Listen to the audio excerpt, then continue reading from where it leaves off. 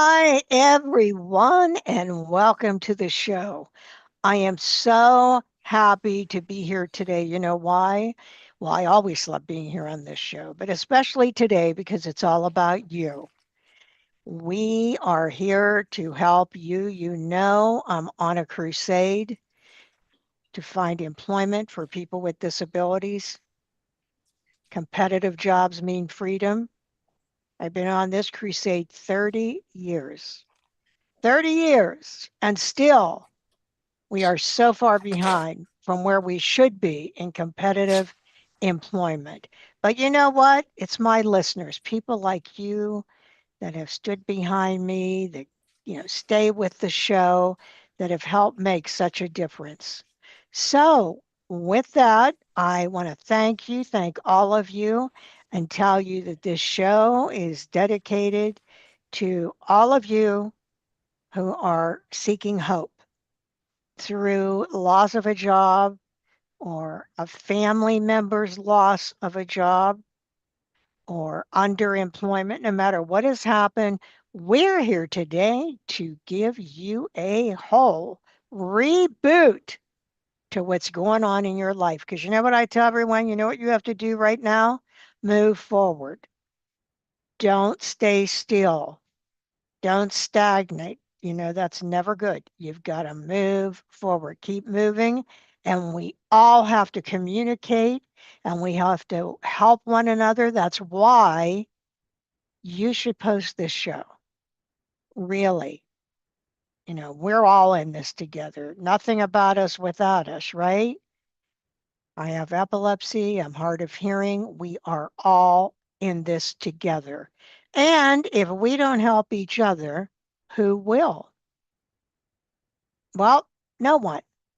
So, what I'm asking you to do is post this show for everyone, especially people you know that have lost their job or family member lost their job, because you're going to be helping them. You may actually help someone gain employment. Oh my God, how powerful is that? So, thank you to everyone in America and around the world, especially Germany. Unbelievable that you have the most listeners, but thank you to all of the countries, all 70 countries. We've come a long way from when I started, and I don't even remember how long it took to have one. So here we are together, changing the world. And that means including people around the world. So, to all my brothers and sisters with disabilities around the world, we are here for you also. You know what you have to do? You have to go to English speaking venues and tell them about this show so that you can get this out to other people with disabilities in your country. And Yoshiko, Dart, Yoshiko, special shout out to you. You know how I love you, Yoshiko.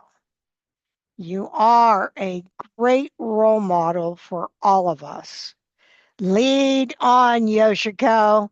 We will all never stop working together. And hi, Mark. What can I say other than high marks? That's the high mark for other companies to follow. Thank you so much for sponsoring this show and being the lead sponsor all these years. Once again, if I didn't have them, we wouldn't be able to get this news out to all of you.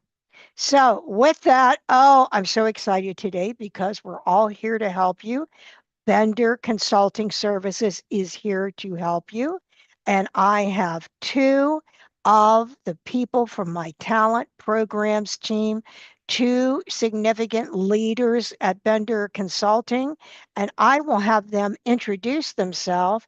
And today we have this webinar on transferable skills into a new career path coming up June 30th, 2025.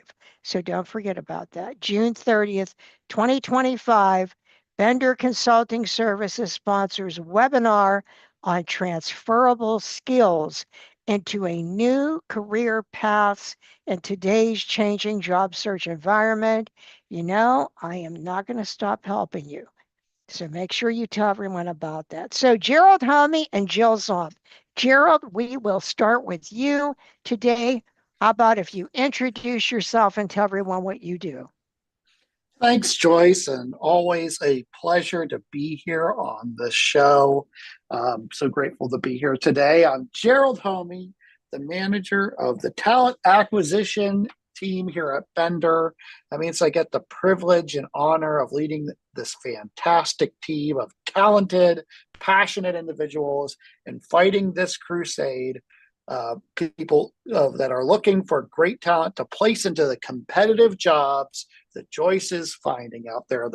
She's partnering with these great companies, and I get to find the great talent to put in these roles with a wonderful team to support it. And it's awesome to get to do that every day here at Bender. And I also support the technology that keeps the Bender machine moving and get involved in a few other things like digital accessibility, other stuff around the business. Love this company. I've been here now for officially 18 years and started in high school, never left.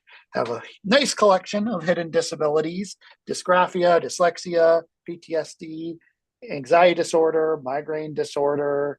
I love what we do. As many listeners that have been here a long time know, my father, Jim, who was blind, was the very first person with a disability that Joyce ever placed into a job before she even started Bender, when she had her executive search firm. And in the 80s, before the ADA, she placed him into a role, yes, at Highmark, before it was called Highmark, in a job where he became the first blind certified Lotus Notes developer on the planet. So my dad was the bread earner for our family, working in technology in corporate America at a time when the unemployment rate for people who are blind was 99%. And he was being told he should just go work in the broom factory instead. But he didn't want that path, and Joyce saw this other path for him and gave him that opportunity. And with my amazing team, I get to help give that same opportunity to many other great, talented people with disabilities every day. It's the best thing in the world. So happy to be here. And may I say, and GERALD, it's so wonderful to have you and Jill. A blessing to us and to Bender and to everyone living with disabilities. But, when you were talking, GERALD, and I think Jill can comment on this, but why I said, even if the person has not lost their job, make sure you tell them about this show, because you don't know, someone in their family could have lost their job.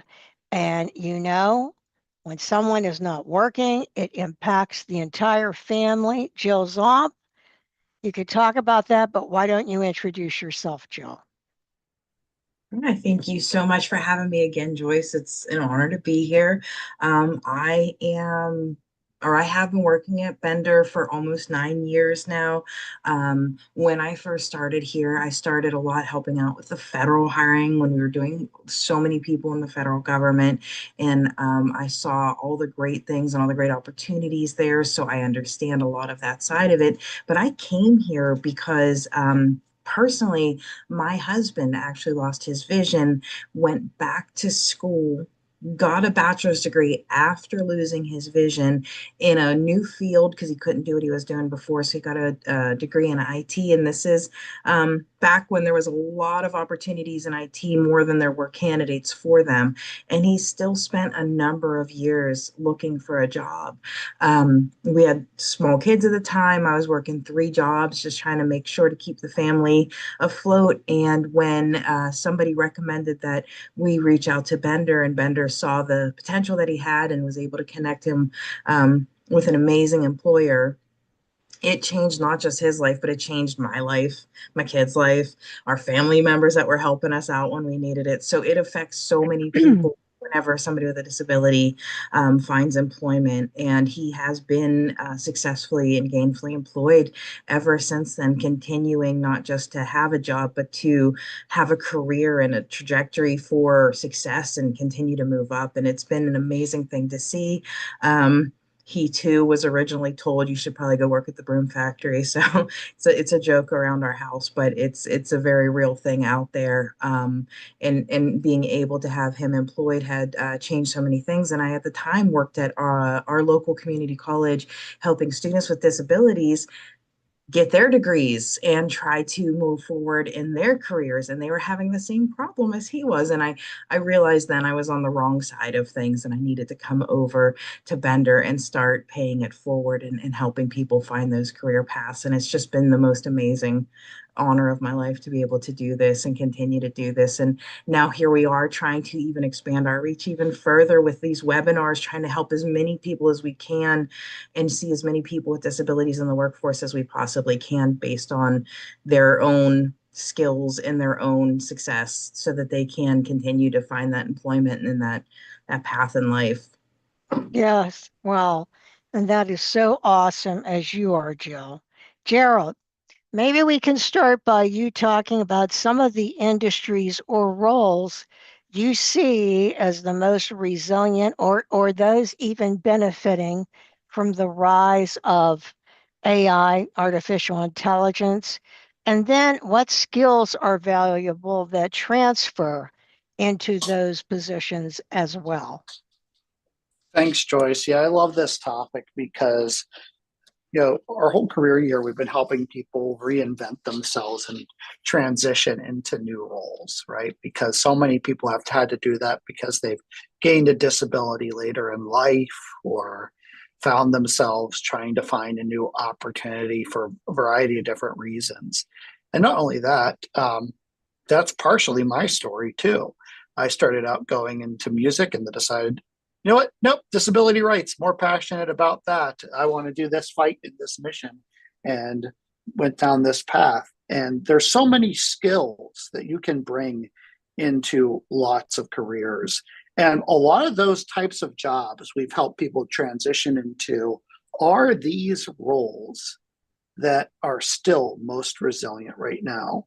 There's a lot of jobs that are incredibly resilient that you don't need to have a lot of necessarily special certifications for and things like that, because the things that AI can't do right now is have incredibly great business skills, incredibly great street smarts, incredibly savvy decision making skills of knowing with your gut what the right thing to do in a situation is, and putting yourself in roles where you are a decision maker, whether that be making the right call on with a customer, supporting them to make sure the right things are happening, or with a patient in a hospital, or in a project manager position. These roles where AI supports people by grabbing data and helping them make decisions, but you are the one choosing the destiny of what happens to your team, to your product, to what is going on. These are the roles that we are finding to be most resilient.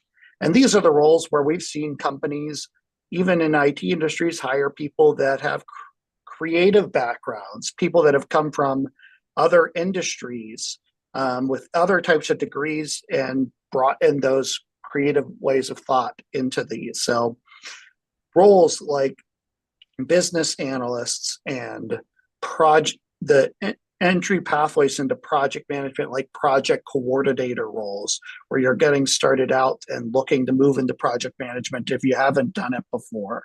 Those business analysts and project coordinator roles are the types of roles for that.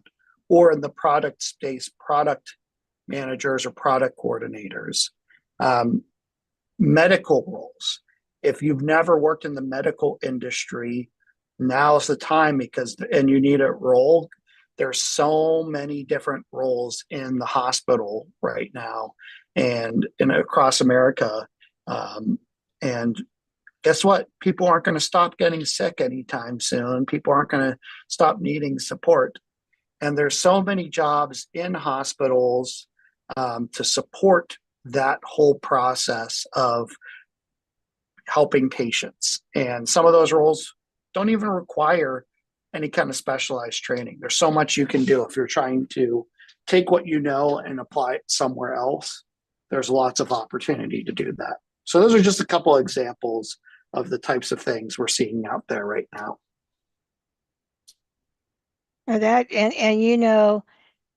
I don't think people realize, they don't think about all those type of opportunities.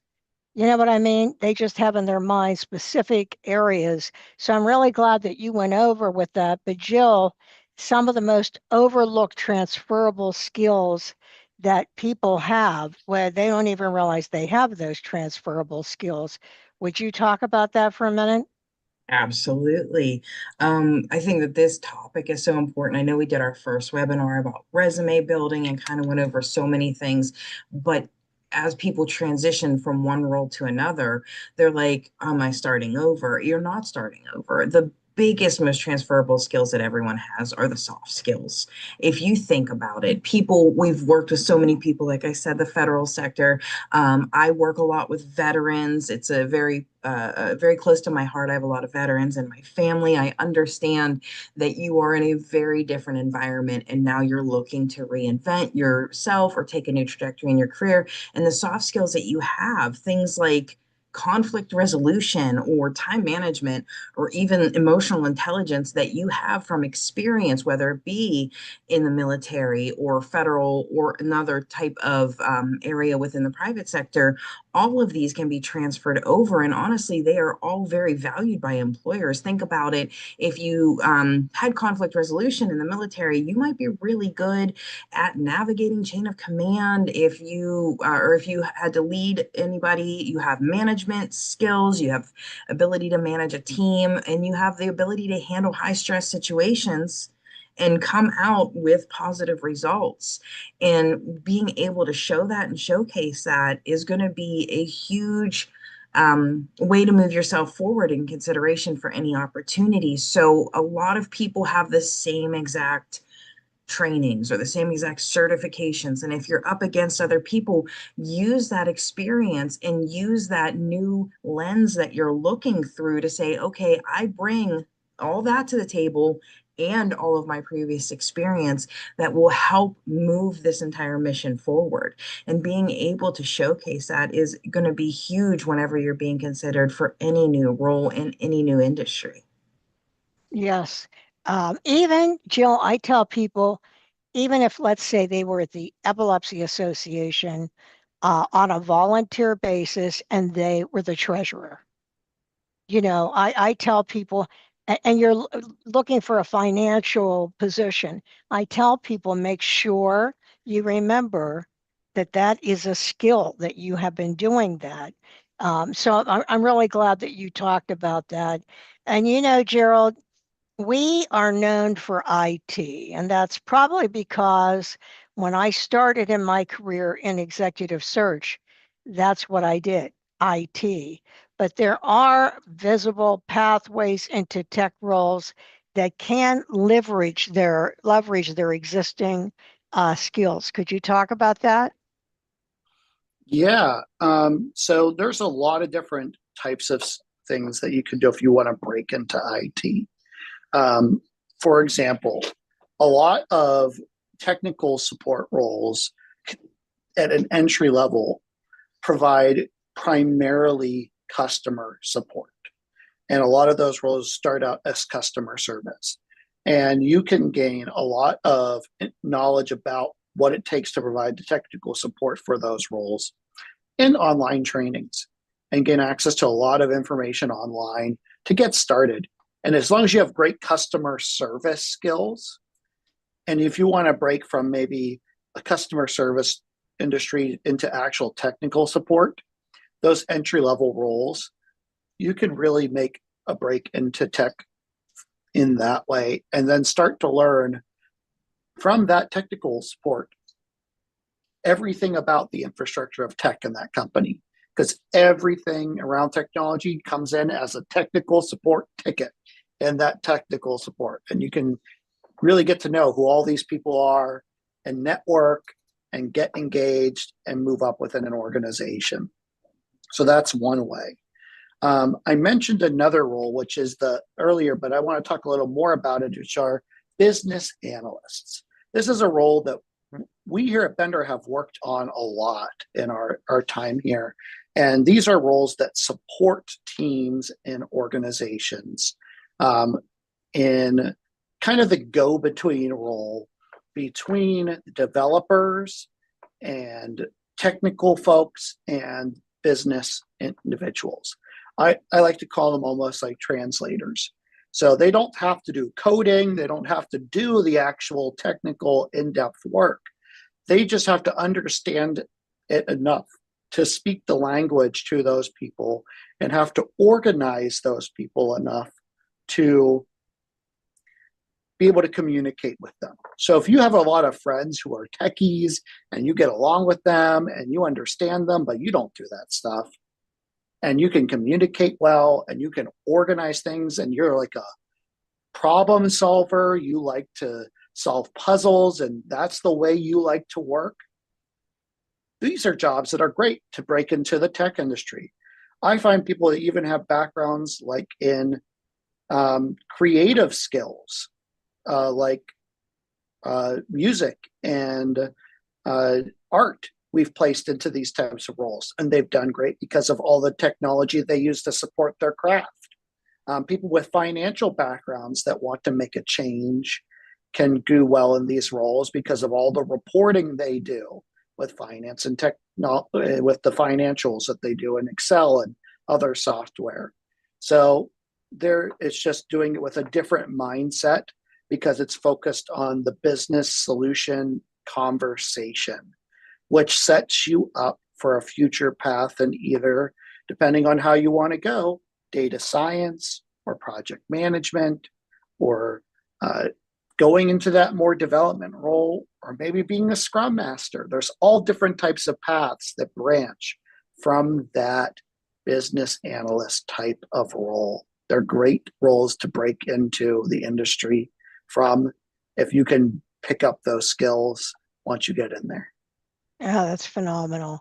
Before we go to the news break, only because I want to make sure we talk about this, Jill, and that is when I meet someone, as if you don't know, this is Bender's 30th anniversary. Bender Consulting Services, a for-profit company that focuses on the employment of people with disabilities. And since we started, we found employment for thousands of people in the STEM area, some business disciplines, but now our other new big area is healthcare, which is so exciting. Jill, if I meet someone and young person, anyone, and they say to me, "Oh, I wish I could get into healthcare, but I'm not a nurse, or I don't have a medical degree." What can they do to get into healthcare? Are there opportunities for them? There are so many different types of opportunities in healthcare for people that are not specifically doctors and nurses. And I think that's a big misconception, as a lot of people think, okay, I didn't go to school to become a doctor. I didn't come to school to be a nurse. I can't do anything in the healthcare field. There are so many opportunities. There's so many people that support the doctors and nurses that don't need to have those same degrees. And then also, if you're willing to start in one of those front-facing roles where you're bringing in patients or you're first introducing them and gathering your information, you, like GERALD said, have the beginning of a network. So now if you want to move up in the healthcare field by starting out in one of those more front-facing roles where you're, greeting the patients when they come into the emergency department, or if you're assisting with different types of things around the hospital where maybe you're not directly giving care to patients, you can develop an understanding of how those things work. You can meet people that will point you in the right direction to further continue your training. You can get the certifications needed to really move up in these roles. And a lot of times when you're already working for these organizations, they will either assist you with getting those certifications, or be able to at least point you to places that they accept the certifications from, so that you can grow your career. And these are such fast moving jobs, and there's just so much need, because I mean, here we are, and there's so much healthcare that's needed out there for so many people, and there's such high demand. You can basically, whenever you apply to these roles, as long as you're open to different shifts, because remember, people don't only get sick from 9 to 5, but as long as you're open to different shifts and you're really willing to put your heart out there to help patients, and remember the big in the grand plan, that that's what you're doing, people can become very successful very quickly. So it's not just about, do I have a medical degree? It's about, do I have the passion to make sure people are getting the best care? And as long as you have that, there are so many different facets out there that you can start out in and grow your career from there. So it's not just a job. It's a career path. Yeah, and some of these jobs in the hospital Mhm. now although we're in Western Pennsylvania, and if it's a hospital here, you obviously have to work there. Don't we also have positions for nurses doing remote work, Jill? That's true too. So with the with the 21st century comes so many new things out there. You look at, and I don't know if anybody's experienced this yet, going to the doctor, they now also have AI integrated in there. So when somebody needs to be called, after you go home from some kind of procedure, somebody calls you. It doesn't have to be a nurse sitting at the hospital. These are now nurses that can do from home, make sure everybody's okay, making sure that they're getting the care that they need, doing patient check-ins, making sure that on those remote, different types of remote healthcare systems, you can even go and see your doctor remotely. They also have positions available there too, for nurses to check in with people. So the nursing skills are still needed, because you still need to understand all the parts of the chart, all the parts of the healthcare needed, and what certain symptoms and signs can mean. But if you have those skills, but especially people with disabilities, maybe are no longer able to do the job that they once did while nursing, these are amazing opportunities right now to be able to still give the care that you want to give without having to be that direct nurse lifting patients, things like that. Yes. I'm telling you, I met a high school student wanting to get in healthcare, and that person's resume is already on the way. So if you are looking, or you're a nurse with a disability in the United States, you've got to get in touch with Bender. Gerald, where would they send their resume? Just go to benderconsult.com/jobs. If you go to benderconsult.com/jobs, you can apply and get in touch with the recruitment team there.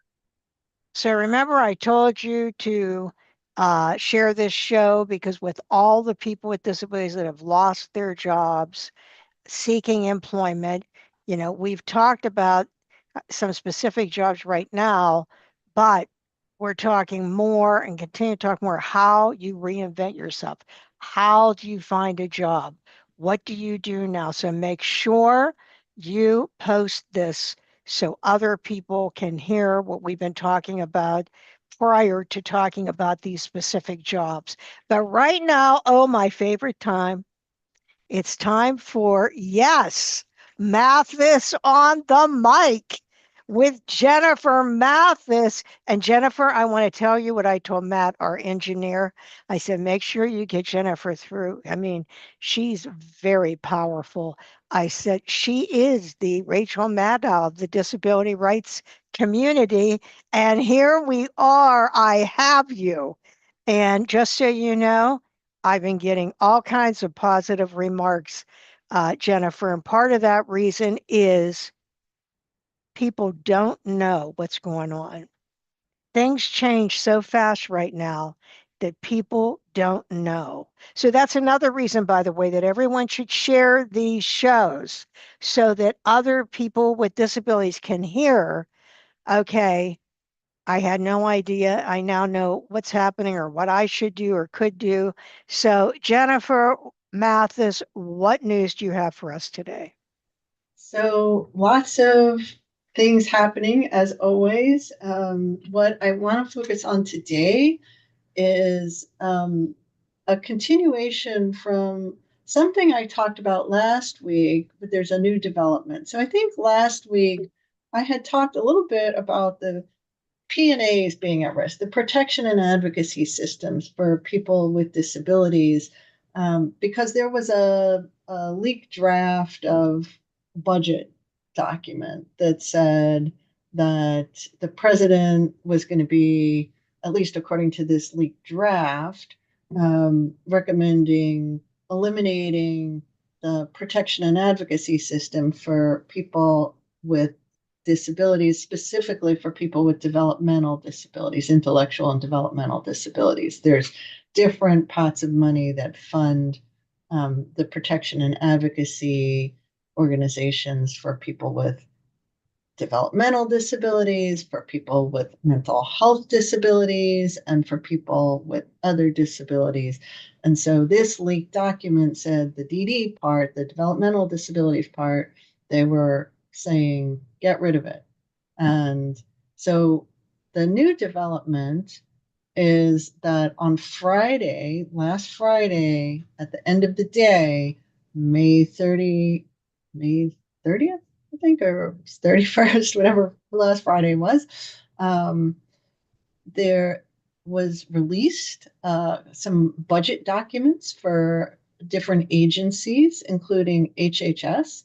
And so we no longer have to rely on this leak draft, because the leak draft is, was a draft, and this is an actual budget document. There will be more documents to come because this doesn't have the specifics on everything.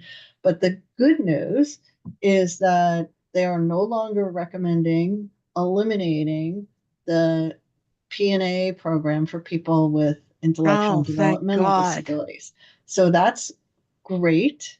I think that was the product of a lot of advocacy.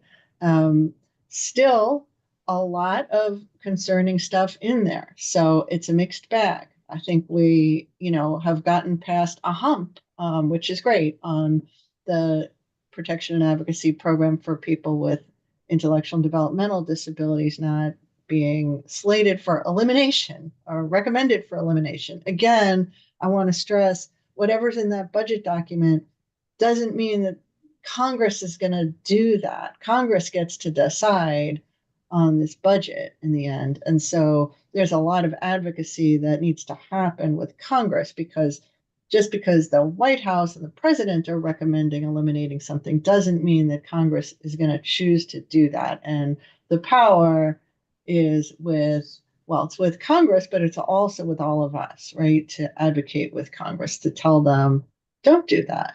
And so here's the mixed bag that was in the budget document that was released on Friday.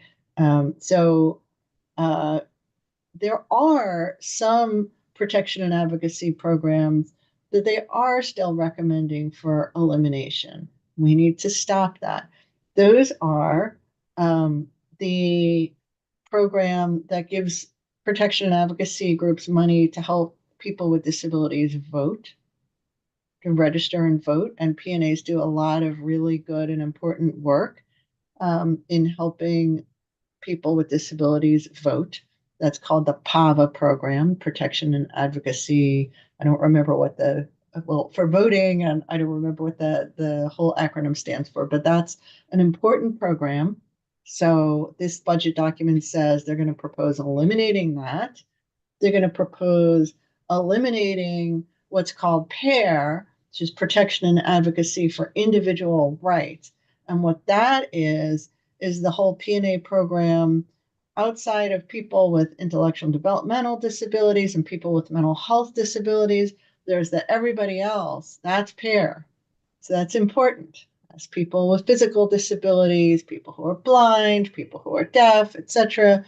That would, I think to some extent, if people develop their disabilities before 22, you can say that they really have developmental disabilities, but it's a big group of people that would be impacted if the PAIR program goes away. So the voting program, the PAIR program, also assistive technology. They are funding some assistive technology advocacy, but not for the PNAs. They're proposing eliminating the role that the PNAs play in assistive technology programs. So that's bad. And then, and actually, I would say I should just clarify. There's a few budgets from different agencies that were released. The pair, I think, comes out of the education department rather than out of HHS. Another thing that is impacted is CAP, the Client Assistance Program. That is being recommended for elimination. That's bad. That helps people with disabilities get the employment services that they need. And so all of these programs need to continue. So while it is great that they're no longer recommending elimination of the protection and advocacy for people with intellectual and developmental disabilities, they need to continue all of these programs that the PNAs do and that CAP, the Client Assistance Program, does. They're also recommending eliminating the UCEDs, the University Centers on Excellence for Developmental Disabilities. And what that is basically a disability research program, right, where universities in every state, university-based programs do research on what helps people with disabilities. And so all of that's important. So we need to advocate. Also, one other positive thing, the DD councils, the developmental disabilities councils in every state, they are no longer being recommended for elimination. That's good too. But these programs, we don't know how much they're going to fund them at. The mental health PNA program, it's not really mentioned in this budget for HHS because it's not so granular. There's going to be more documents that come out. But in the leak draft, the mental health PNA program had been mentioned, and the funding would have been cut by 65%, by 2/3. So basically, people need to make sure that they're advocating with Congress, that they're talking to their members of Congress and telling them the disability programs are important. All the PNA programs, you don't have to list them all, but all the protection and advocacy programs should continue, should be funded at least at full funding, at least at what they were funded at last year. And that includes all these programs that I talked about, and the DD councils and the independent living centers and the university centers on developmental disabilities. So all of that is important. That's the news, mixed bag. If you have any questions, happy to answer. Well, Jennifer, it's a mixed bag, but everyone needs to hear all of this because it is unsettling. Nothing is really done. You know, this is That's all right. still up in the air, and we so appreciate you keeping us up to date. Our show today, the purpose is to help all these people that lost their job, to try to advise them what, you know, leaving the federal government and going to the private sector is like being a veteran going to the private sector. It's like a whole new world. And please share this, Jennifer, with everyone, this show. And once again, all I can tell you is you are helping so many people by doing this. Thank you so much. Yeah, I should say one more thing before I forget, before you move on, which is that on NDRN's webpage, NDRN is the National Disability Rights Network. It's the umbrella group for the protection and advocacy groups. They have on their homepage a page that says oppose cuts to disability and aging programs. And it has a place where you can click on that and fill out a form that they will send a letter to your congressperson. So you do it by filling out the form and it automatically. Oh, that is so great. ndrn.gov, is that what they are? It's ndrn.org. ndrn.org. ndrn.org. Yes, I know that group. They're a great group. Thank you. And we'll make sure we post that. Thank you so much. Yep. So, Gerald, do you have any questions, first of all, for Jennifer? No, no questions right now, but thank you, Jennifer, for sharing all that and always coming on to the show with such actionable information for our listeners. I personally can't wait to share this information with our Pennsylvania Rev Up Coalition. So excited for that. And you're hearing it from Mathis on the mic. That's a powerhouse right there. Jill, how about you? Do you have any questions? No, ma'am. I was actually making sure I made note of it to go check out that website as soon as we're done here. Okay, that's good. So, Jill, we are talking about how people need to repackage themselves.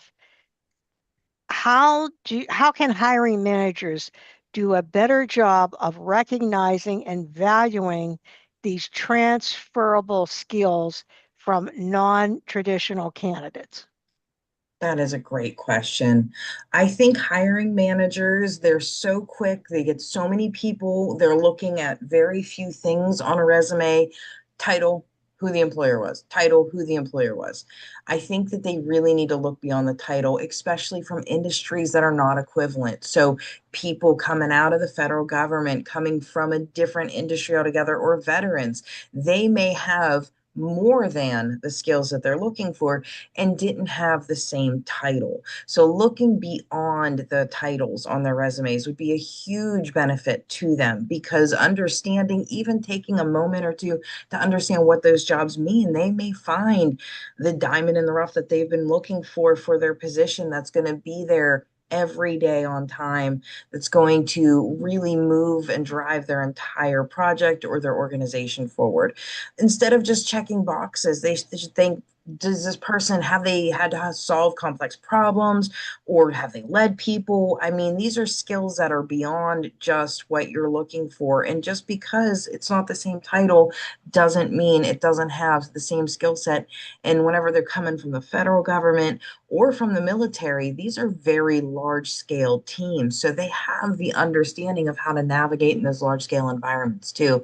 And like I said, they're also bringing a very different lens. So they're looking at it from their experience. So these great candidates see things that maybe people that are always in the industry, just go with status quo, don't see, to maybe lead to innovations or to changes that could make, better decision making or more dynamic teams to move this company or the organization forward that they're working for. So really trying to understand and to see that titles, although might be different, skills are always going to be there, is going to be huge for them to find the perfect candidate for them.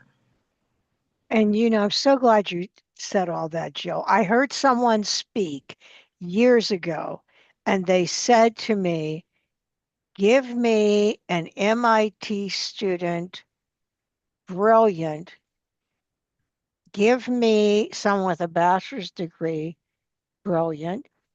But the MIT person has terrible communication skills, bad attitude. Oh, I'm taking the other person.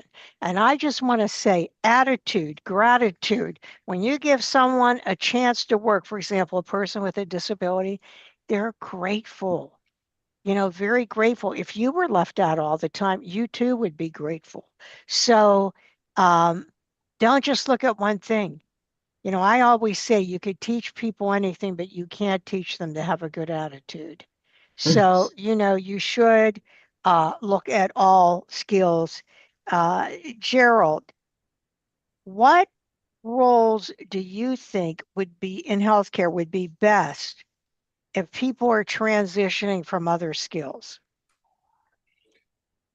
There are so many I mean, different from other fields, sorry.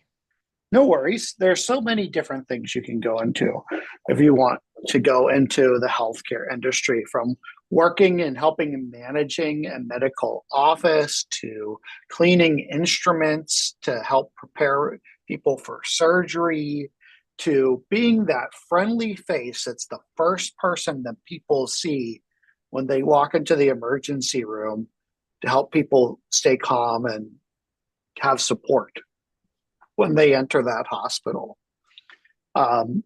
There's so many jobs out there that there's a huge need for in hospitals right now. There's roles that are needed to help watch patients to make sure that people aren't falling, that need support, so that nurses can focus on the jobs that they do best, so that they aren't spread too thin. There's all kind of jobs that are supporting the certified medical professionals to help them make their jobs easier. There's roles in supply chain to help the industry, because don't forget, these hospitals are whole industries, and there's business roles and support roles that help keep everything moving along the way. And one of the best things you can do, this is one of the things I remember Joyce saying early on in my career to remind people of when I'm talking to them, is one of the best things you can do if you're looking for a job is have a relationship with a great recruiter. Because if you keep a relationship with a good recruiter, they know what's out there.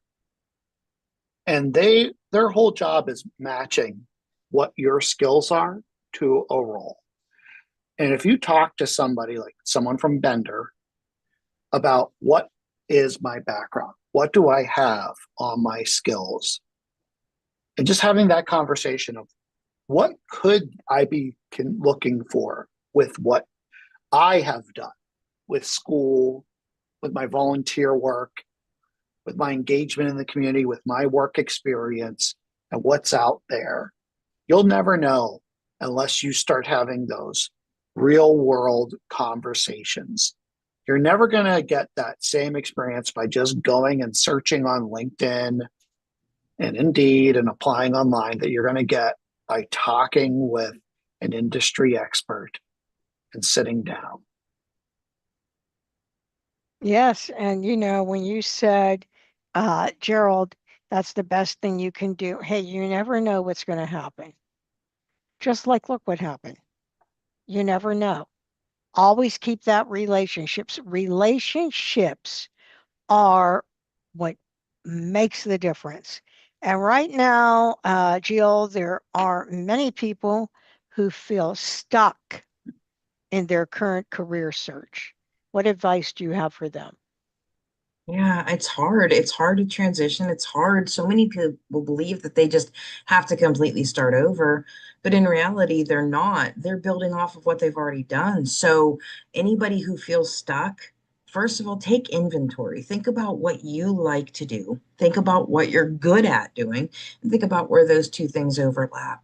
Then you need to start looking, seeing what is out there in the growing industries. We're talking about healthcare. Why?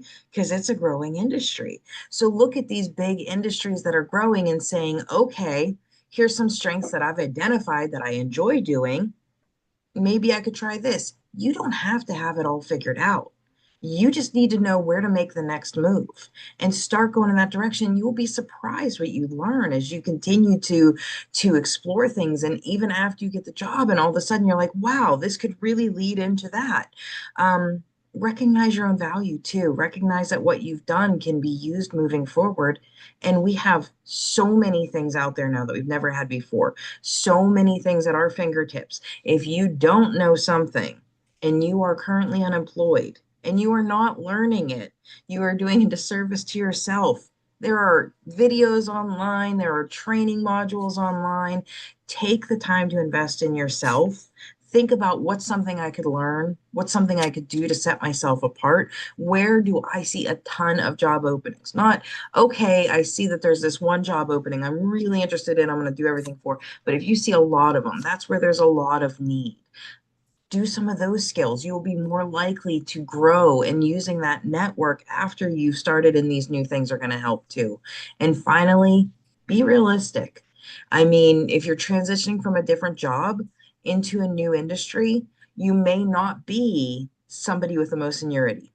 If you're only looking for something that's 9 to 5 and you want to get into the healthcare field, it may not be realistic because those are coveted hours that everybody wants to have for their work schedule. So usually people that have been there longer get them. So you may have to start out at different hours, or you may have to be open to relocation, or you may have to be open to different salaries than what you were getting in the past. Salaries are based on your experience and your skill set. So you do bring something to the table, but be flexible enough to understand that I can move forward from here and take that next step. Because sitting around and just saying, oh, I hope something good happens usually doesn't make things happen. You have to be the person out there making the things happen. Reach out to recruiters, like Gerald said as well.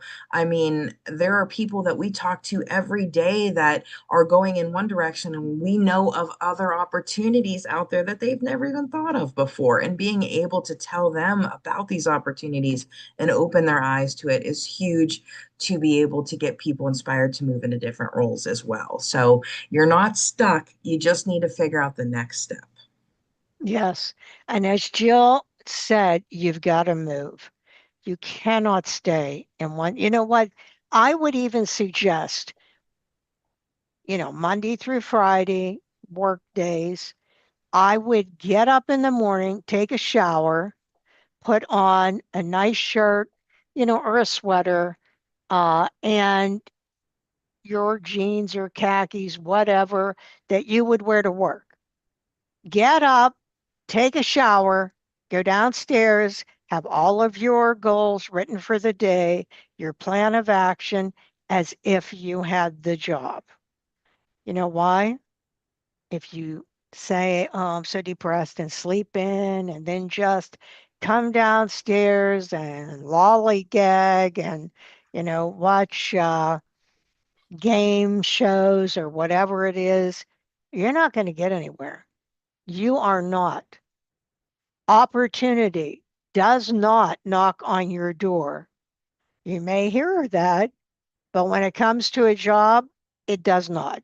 It's not that a job comes to you, hey, I want you, come on, start working. Here's the salary you want. Yes, it's remote. That is not going to happen. You have to make it happen. And you have to have the right mindset. Attitude is a choice. And when you get up, your choice has to be, I'm going to find a job. And yes, I'm going to go to work and get my coffee. And I'm going to go sit down. I'll never forget when I met this one young man. Oh my goodness, it was over like 25 or more years ago. And I was retained to handle the human resources for this high tech company.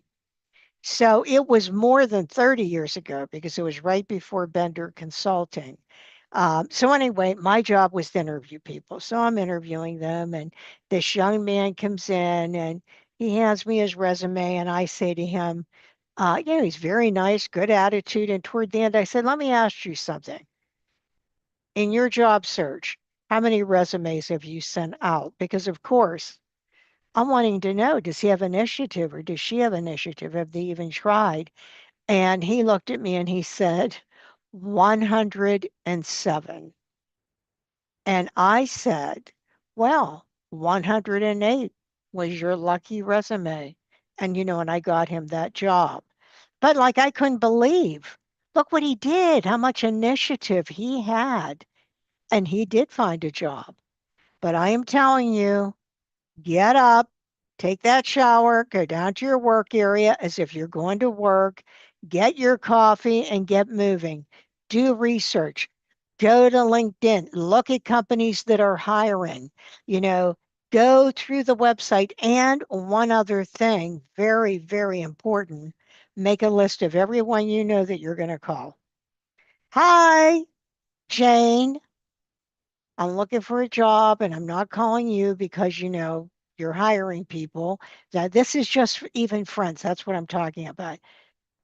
Who do you know that is hiring people, or who have you talked to that told you they've been interviewing somewhere? I mean, you've got to, and Jane, You know, Jane, you're a good friend of mine, but if you hear of anything, please get right back to me. You have to call everyone you know. That's part of that. I'm going to work. So, Gerald, Jill, do you agree with that? Jill, what do you think? Absolutely. It's a job to find a job, and you got to treat it that way. You put your uniform on, you got your headspace ready, and you are going to be more likely to be more successful. And you're right when you said opportunity does not come knocking. You can open doors of opportunity if you knock on them. Gerald, how about you? One of the other big traps people fall into with this is they get too attached to a posting online. They see a job and they go, "Oh, this is the perfect job." And they really like that. So they apply to that job and then they don't apply to anything else and they wait and they see what happens with that role. The minute you should move on from that role in your mind is that as soon as you apply, keep applying, keep going. Now, if you hear back from that company and then it's a great fit and you're really excited, that's a whole nother story. But don't just put out that application and then wait for days hoping you'll hear back, doing nothing, making no progress in your job search. You got to keep moving every day. Set a goal. I'm going to apply this many today and keep doing it every day until you get there. And what Joyce said, calls, who you know is incredibly important. One of the best things you can do to get a job is do volunteer work. Get involved in your community and show up to that volunteer work like it is your job. And Gerald, before I forget, because I know we're coming to the end of the show, June 30th, 2025 webinar with our two superstars back, Jill ZOMP and Gerald HOMME. Make sure you attend that. And you know what? Before we go, I know I've said this quote before, but I don't care because it is so appropriate and I believe it so much. Remember, your own resolution to succeed is more important than any other one thing, said President Abraham Lincoln. This is Joyce Bender, America's Voice, where disability matters at voiceamerica.com. Talk to you all next week. And when you go out tomorrow looking for that job, in the words of Mary Brocker, remember, choose joy. Oh, yeah, that'll make all the difference. Talk to you soon.